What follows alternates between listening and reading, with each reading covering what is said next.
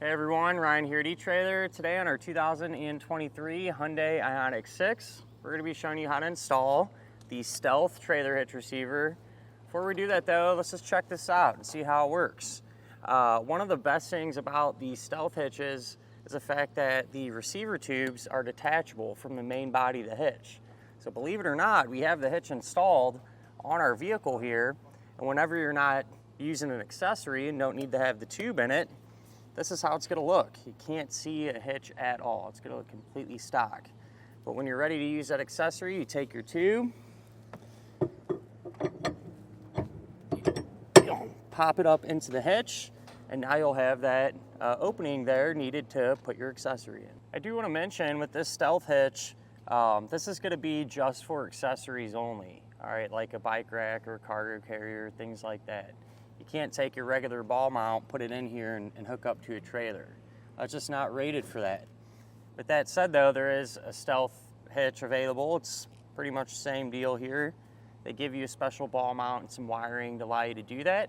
But with this one, it's probably going to be the more popular. I honestly don't see a lot of people out probably planning on towing with their Ioniq 6, but it is always out there and is an option for you if that's something that you're trying to get done. This is going to have a 2" by 2" receiver tube opening, which is a good thing because that's a super common size, and so a lot of accessories will work with it. If you already happen to have an 1¼ accessory, the one with the smaller shank, Stealth Hitch does offer those size tubes separately that you can pick up and put in place there. That way you don't need to bother with an adapter if that's your particular situation. I do like the appearance of the hitch, even when it's in place. You know, you're just going to see this. It sits up pretty tight against the bottom of our vehicle, and the powder coat finish, it has a nice gloss to it and matches the plastic on the back of this vehicle's bumper really well. So no complaints there, definitely, even with the hitch in place, or with the tube in place rather. It is going to use the standard 5/8 pin and clip, which doesn't come included with the hitch. If you need one, you can always get it here at eTrailer, but a lot of times too, if you end up buying a new accessory, they'll come with one, so something to look out for. As far as what this can handle, it's going to have a pretty good weight capacity rating. It's going to be 350 pounds for the tongue weight. All right, that's the amount of weight pushing down on the hitch. That's good for those 1 to 3, maybe even 4 bike racks, just depending on how much everything weighs, of course. And the vast majority of cargo carriers, you should be in pretty good shape too. With that in mind though, I do always like to recommend, always a good idea just to grab your Hyundai's owner's manual. That way you can check in there and make sure that your vehicle can handle that amount of weight safely. We'll grab some measurements now, and these will help us figure out what type of accessories will work best. If you go from the ground to the top inside edge of the receiver tube opening, it's going to be about 11 inches. So if it were me and I was in the market for a new accessory, I'd probably try to get one that has a rise in the shank just to get it up off the ground a little bit more, buy you some more clearance back here. And if you go from the center of the hitch pin hole to the edge of our bumper, that's going to be about 2 inches, which is really good, so you shouldn't run into too many issues here, but if need be, you can use that to help figure out exactly if any of those folding style accessories that you might have can be stored upright without hitting the back of your Hyundai. When you're done using your hitch, to take it out, it's pretty easy. There is going to be a lock here, which is nice because once this is in place, you push that lock in and it keeps us secure. It does come with a couple of keys, and that's how you're going to unlock it.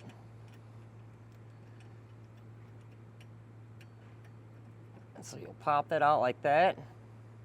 And in that position, it's unlocked, and that'll allow us to turn the lever and drop the tube out.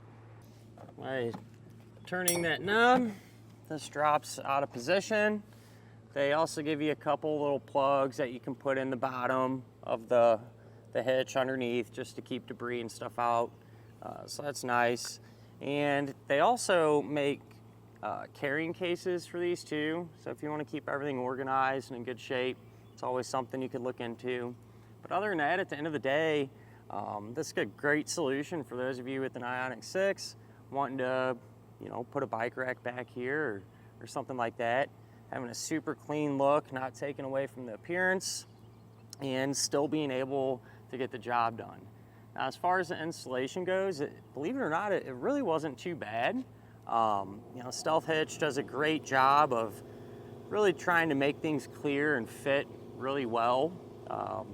And so it goes together pretty good. You don't really have to modify a whole lot or anything, but it is a little tight, you know, just kind of awkward in some scenarios trying to get bolts through and things like that. But take your time, you should be in good shape.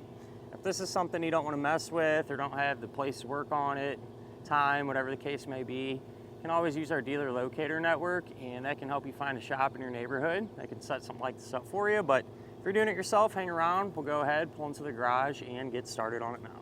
To begin our installation, we're going to be underneath the back of our Hyundai here, and we'll have this big plastic panel that we're going to need to remove.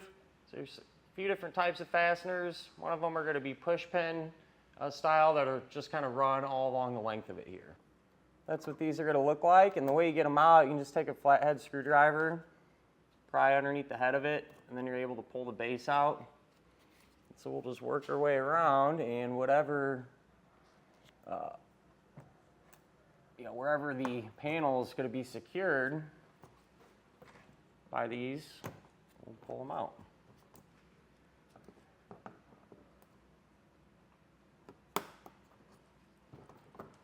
So with all of those removed, we can work on the different types now.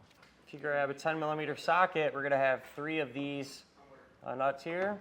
So one on each side and one in the middle.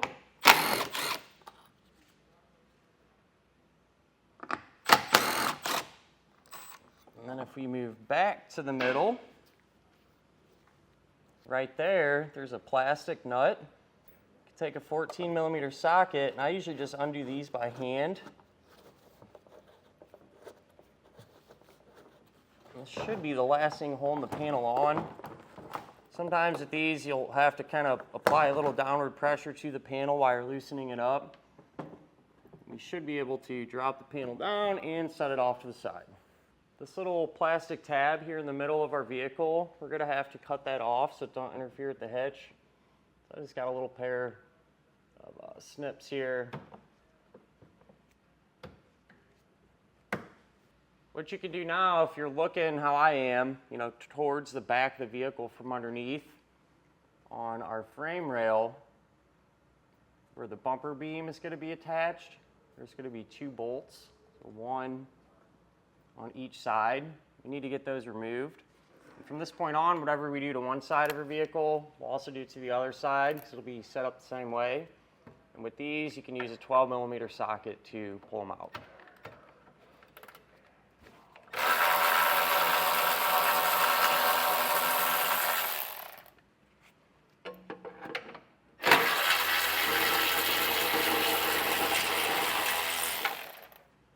If you're looking at the vehicle from the back to the front, where the bumper beam, you know, is pushed up against this bulkhead here, you take a pry bar, a big screwdriver, something like that, open it up, and I'm just going to put a little piece of foam or something in there to keep it open. The whole reason being, there's a small opening in here that we're going to have to use to get our hardware in the frame. We can get the hardware in our frame rail now, and just a note too, there was a small panel right here that I removed really just for video purpose so we could see a lot better. Definitely don't have to take it off if you want to. There's just a few screws you can undo. But we're going to have 3 attachment points on each side of our frame rail. All right, so there's 1 hole, 2, and 3. And what you want to do, starting with the forwardmost hole, you can take one of the pull wires that comes with the kit, put the coiled end through there. We're trying to get it to come out of the opening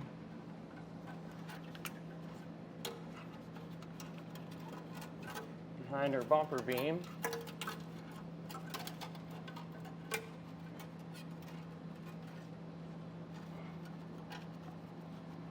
have it like that. Then you'll take a spacer block and a carriage bolt and thread that on to the pull wire. And when these are sitting in the frame, you know, sometimes you feel the bolt kind of be off a little bit, almost kind of wonky feeling. That's because it's not in the spacer blocks, and when you pull these through, you want to be able to work them, and you'll kind of feel the head of the bolt click into there like that when you pull it all the way through. Because you are going to have to do one of these deals, push them up into the frame separately.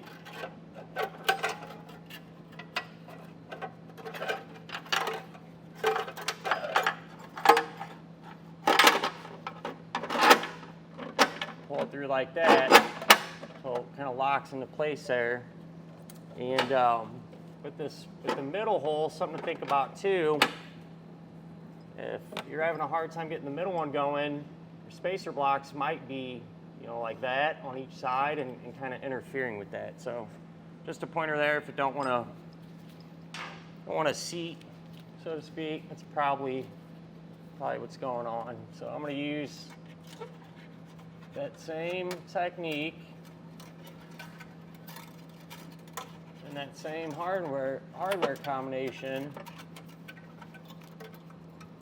for our attachment points.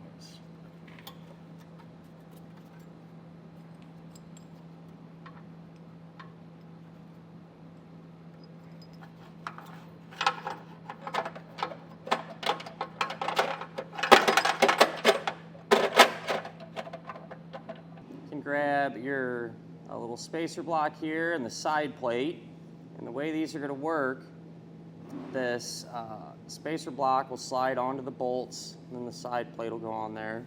They do give you sticky tape, so I cut a little square for that. That way we can stick these together. It just makes it a little easier. But you want to pay attention to the way you orient this, because this smaller hole here, this round hole, that'll be closest towards the back of the vehicle, and the side plate's going to sit on there like that.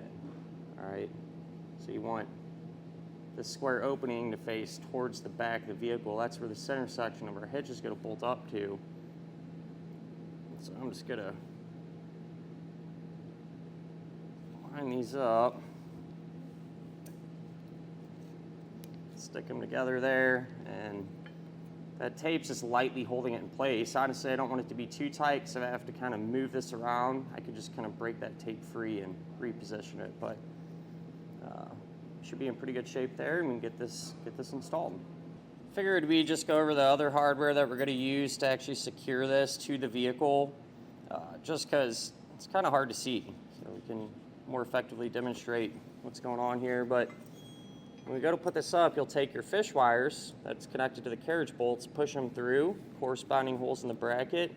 This will get pushed flat against the frame, and so your carriage bolts, I just grabbed this one here to kind of show what we're talking about. Carriage bolts will poke through like that, and you'll put a flat washer on the carriage bolt, a split lock washer, and a hex nut. We'll get all these hand tight.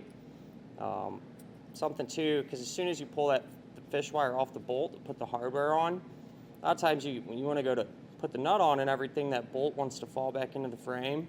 There's something you can do that I like to do. Let's say if this is our carriage bolt, I put the flat washer on and then kind of put side pressure on the washer. That'll keep that bolt in place and make it easier to get that nut started without it falling back into the frame rail.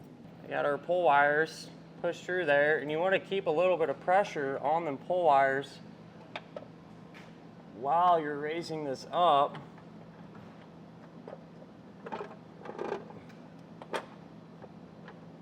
And the side plate into position here.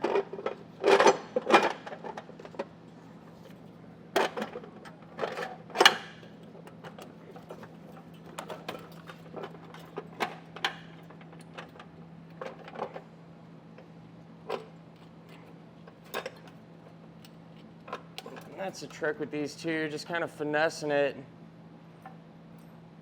Keep that bolt where you want it. So ideally do not want it to fall back into the frame. It's kind of a pain getting it out without the fish wire attached at least. So get that one loosely started. Do the same thing for this one, and then we don't have to worry about these two while we kind of move the plate up and down and pull that bolt back. What I did to get this other one out is just kind of pry it on the side plate a little bit, continued to work it, and it pulled out of there. Something else you can do too to help keep the bolt steady, take a flathead screwdriver, put a little side pressure on it that way too. Tends to make it easier, just another technique. You just want to leave these hand tight for now. Before we put this up, what I like to do is install this block here where the receiver tube will get plugged up into. And I like to do that now because once this is on the vehicle, it's kind of buried in there and it's really hard to get to, and especially hard to torque. You know, you just don't have a ton of room. So I find this to be easier in some scenarios, and this is one of them. The way you want to position this, your tube, pay attention to how it's positioned. You know, these little brackets, this is the top of the hitch, all right? So this down here, that'll be facing the ground. And so you want the handle to be on the passenger side. And then give you these big bolts.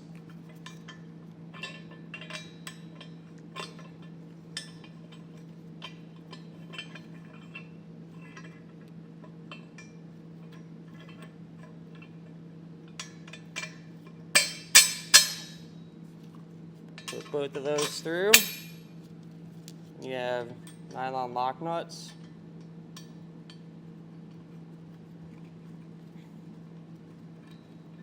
I'll come back with a 15/16 socket and wrench and snug them down.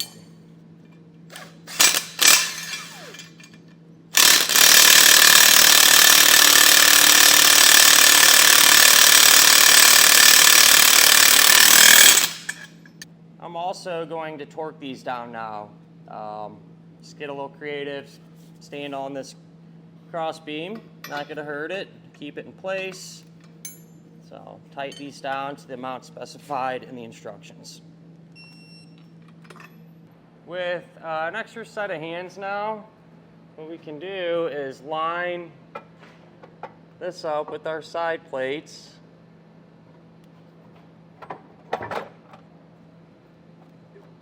That's why we left the plates loose, because you will have to maneuver them a little bit, but you'll have this 1/2-inch bolt. You can put it through like that. Where it comes out, you got a split lock washer and a nut. We're going to use that same hardware for the other two openings there. You can come back now with a 3/4-inch socket and wrench and snug down those bolts that we just put in.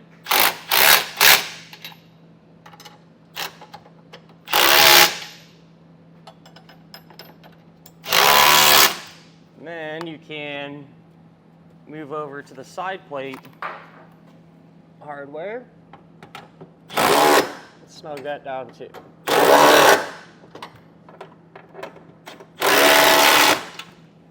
With everything all snug now, we can again come back with our torque wrench and get everything tightened to that amount specified in our instructions.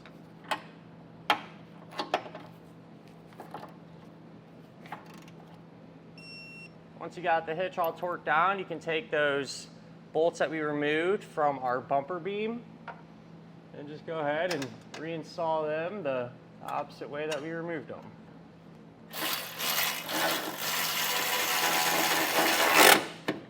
Do need to trim a portion of our underbody panel out so it'll clear everything, and there's a diagram and instructions, so I just drew that out. And then just to help kind of give it a more finished look, I think I'm going to radius these edges. So I just have a small hole saw here. I think it's probably 1 inch or so, and then the corners,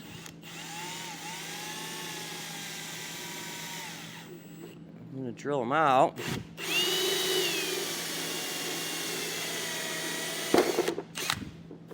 It'll kind of give us that nice finished look when we go to cut everything else.